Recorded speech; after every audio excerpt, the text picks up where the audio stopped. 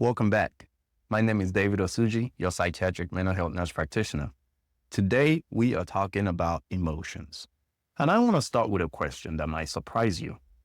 Did you know that most of us go through life without fully understanding what we are actually feeling? It is surprising to think about. How can we live with emotions every day and still not truly know what they are? We think we know what we're feeling, but more often than not, we're just scratching the surface. And what if I told you that by not understanding our emotions, we may be holding ourselves back from true mental well-being? By the end of this talk, you will discover how simply labeling your emotions can transform how you handle stress, make decisions, and interact with others. You'll learn practical tools to help you identify and label your emotions, which will empower you to break free from reactive cycles and gain emotional clarity. Whether you are managing anger, reducing anxiety, or making more intentional choices in your life, these skills can help you start making effective changes today. So, let's get into it. And I'd like to unpack this with an example. Imagine that you're feeling restless or you feel down and on edge, but you cannot pinpoint exactly why you feel that way. So what happens usually? We push those feelings aside, carry on with our regular routines, bury ourselves in being busy and distracted. But here's the thing. When we leave emotions unlabeled and unaddressed, they don't just disappear.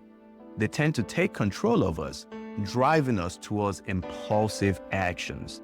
Things like snapping at your loved ones, overeating to feel better, avoiding important tasks, all without knowing why you're doing these behaviors. This lack of emotional clarity keeps us in a cycle of reacting rather than responding with intention. What if there was a simple way to break out of that cycle by doing something seriously simple? Label your emotions. That's it. Research in neuroscience has shown that labeling your emotions is like flipping on a light switch in a dark room. By naming what we feel, we take power over it, gaining clarity we need to make intentional choices. But how does this exactly work, you ask? I'm glad you asked. Think of it this way.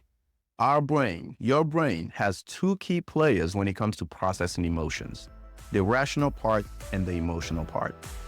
When we label an emotion, it connects the rational part, the logical part, to the emotional part and helps describe what is going on, which soothes the emotional part of our brain.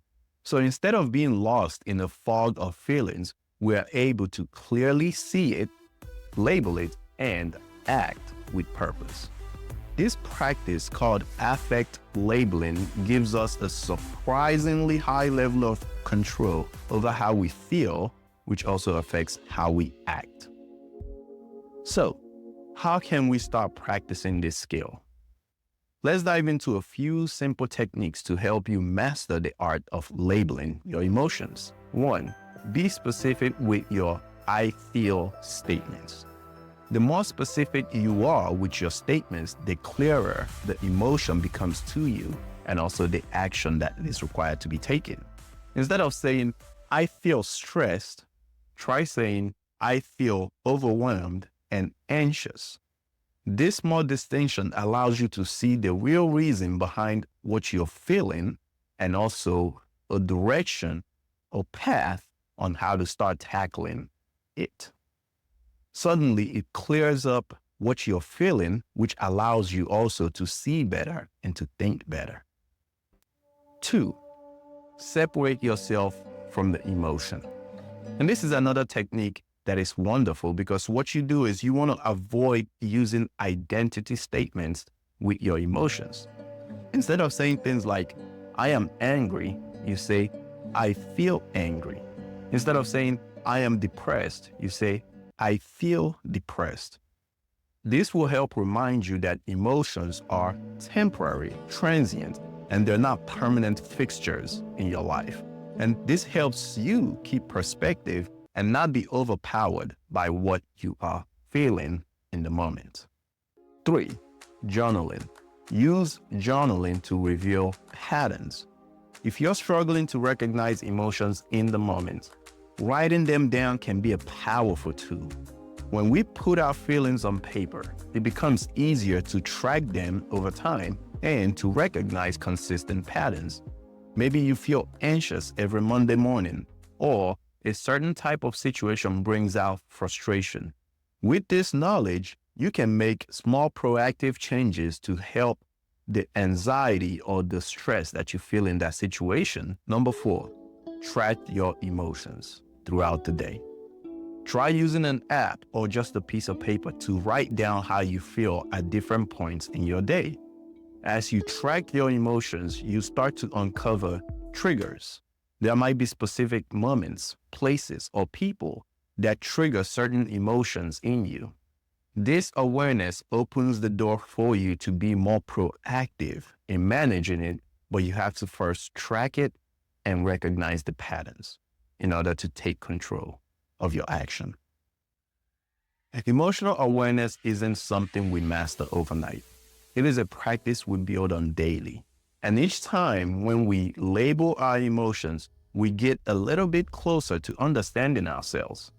This journey leads to better mental health, more intentional choices, and ultimately a greater sense of well-being. Remember, every time we stop, recognize, and label what we feel, we're taking a small step towards being a lot more resilient. It is a small action with a big impact, a big payoff, one that offers clarity and control over your emotions and your life. I encourage each of you to begin experimenting with labeling your emotions today. If this message has been beneficial to you, please like and subscribe and share it with someone who you think will benefit from it. I'll see you in the next video.